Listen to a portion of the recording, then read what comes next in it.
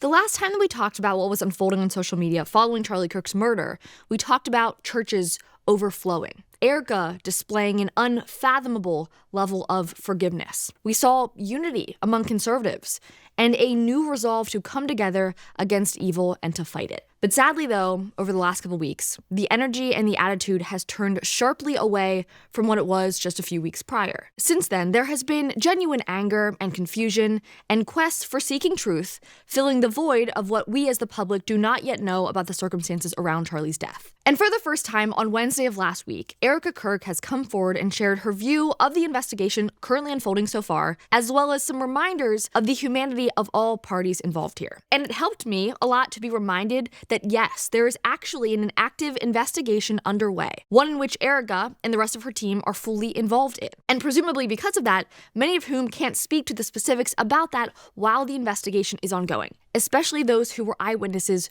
to the crime. And while I understand the resolve that many have to demand answers, it has created now an ecosphere, a firestorm of accusation, of implications, of innuendos, with very long-lasting and uncontainable consequences. And in the midst of that heat from that fire, those whose names are dropped or who want to clear their names, they are forced to come forward and address the accusations rather than the accusers bearing the burden of proof that they must have the full evidence in order to accuse in the first place. The burden right now on social media is on the defendants to disprove, which is the opposite, by the way, of how the court of law in America really works. In the court system, the prosecution, or the state, must convince a jury that they have their person. The burden is on the state, is on the accuser. They have to convince a jury beyond a reasonable doubt that they have their person, which unfortunately right now is frankly the opposite of what we're seeing online in the court of public opinion. What I want to play, though, are some clips from Erika, because last week she sat down with Jesse Waters for an hour-long interview. She has been the one that so many of us have been desperate to hear from, although simultaneously,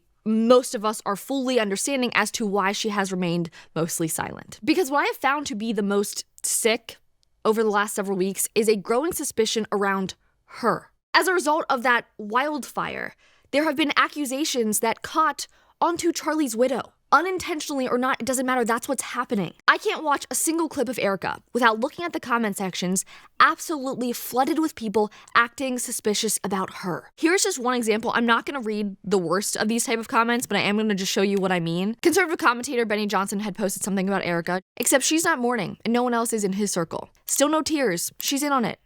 Etc., etc. Again, the reason I wanted to talk about this and do an episode about this is because of the amount of people saying careless and evil things about Erika. Like she's the next person under investigation here. The grieving widow. It is absolutely heartbreaking. What could possibly make a grieving widow's life worse right now?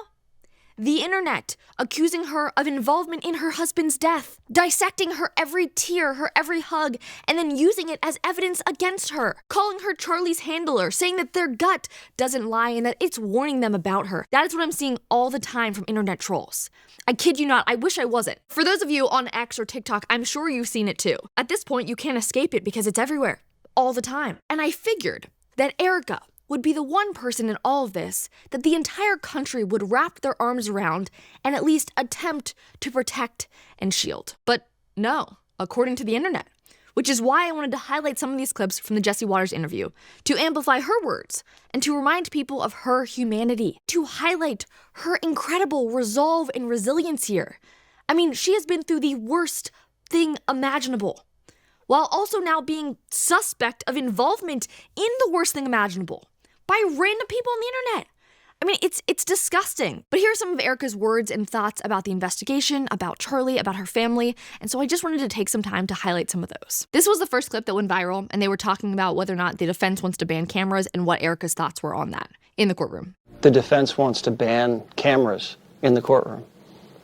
How do you feel about that? There were cameras all over my husband when he was murdered. There have been cameras all over my friends and family mourning. There have been cameras all over me, analyzing my every move, analyzing my every smile, my every tear. I mean, to the point that there are posts on X that have millions and millions of impressions of her, dabbing a tear and people being like, that's actually that ointment that makes you cry. And people believing it en masse. I mean, it's appalling. And again, even for that, anyone who knows having professional makeup done while crying, you have to be very careful with the way that you try to, like, you know, dab your tears. But no one's talking about that. They just try to find things to vilify her. And it's so evil. It's so evil. And again, it's like, guys, she's a grieving widow. But the internet just doesn't, I don't know. It's just, I guess we all know it's a toxic place. So I'm just reminding us, I guess, of what we already know. But seeing it against a grieving widow puts it at a whole different level. We deserve to have cameras in there. Why not be transparent? There's nothing to hide. I know there's not, because I've seen what the case is built on. Let everyone see what true evil is. This is something that could impact a generation and generations to come. Erika, who presumably has seen more evidence than anyone in the public, seems pretty confident in their case, in the prosecution's case against the defendant. So I hope that they show us all. Here's another moment where Jesse asks her, are you confident that they caught the right guy? Do you think they've caught your husband's killer? So, something I'm so grateful for is that we have one of the most incredible teams for this case. I would never wish it upon anybody to have to go through what we are going through.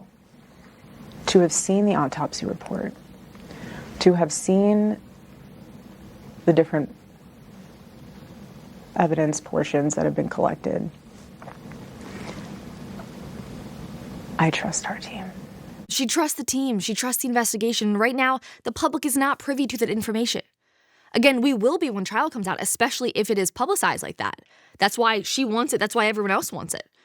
And I hope that that happens. But frankly, it gives me some peace of mind to see that she is confident in that. And there's so much evidence that we don't even know exists yet.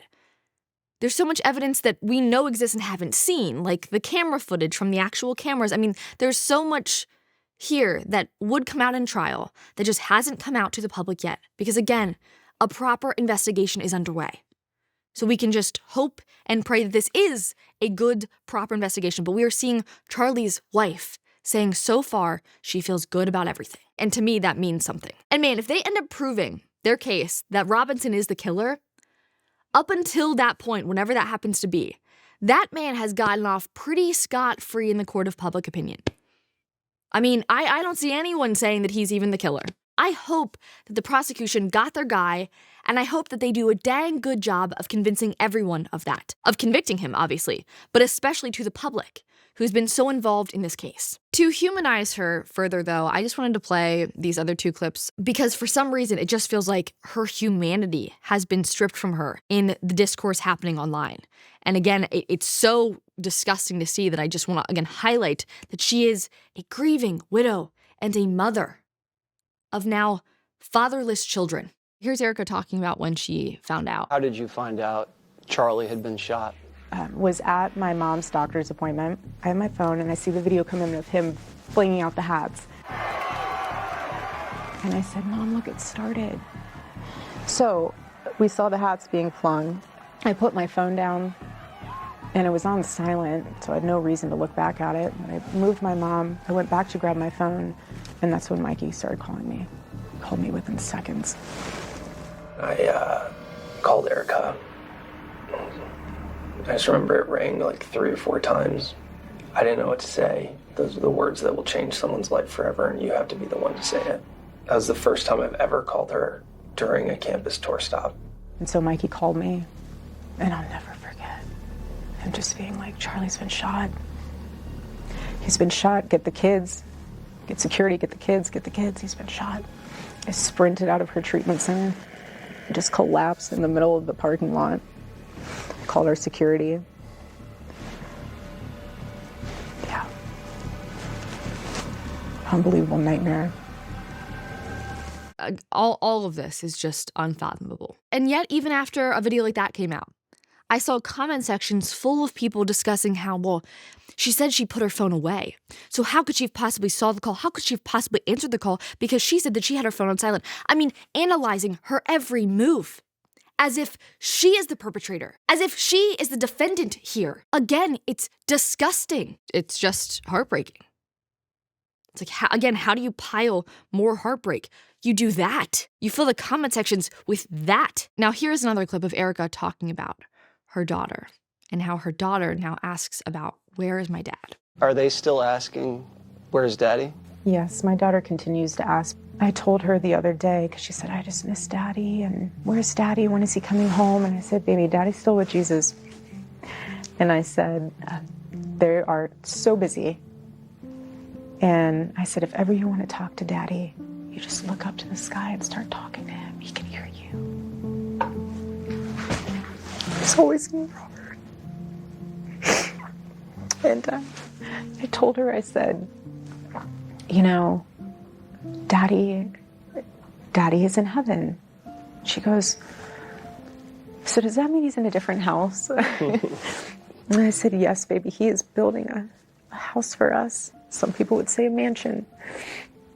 She goes, you think I could go sometime?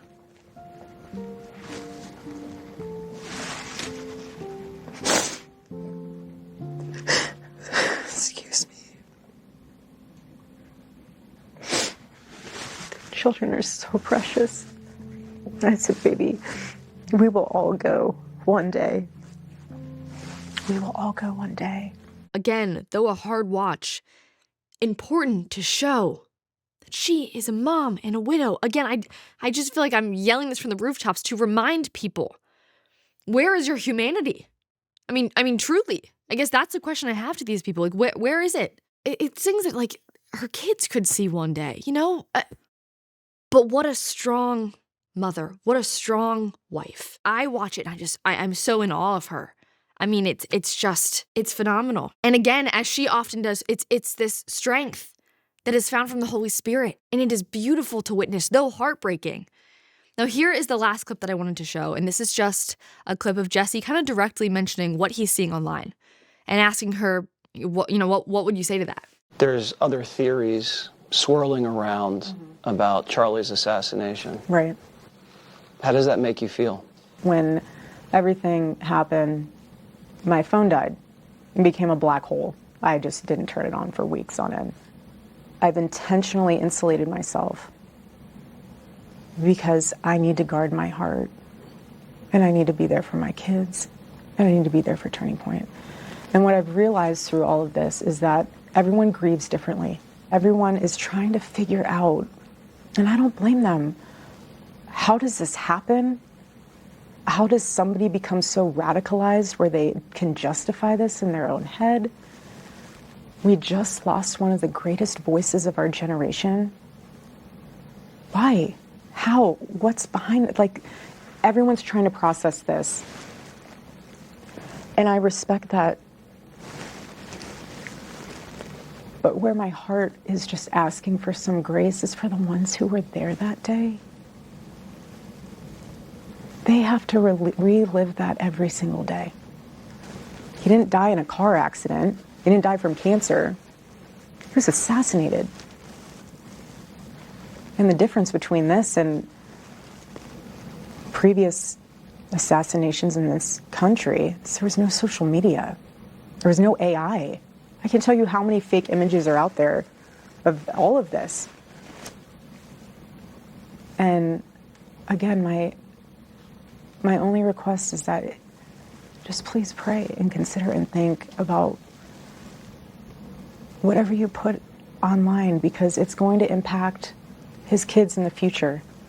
I don't want my kids to go on the internet one day when they're older and see things that it's just, we're all trying to process this in their own way, and I appreciate that.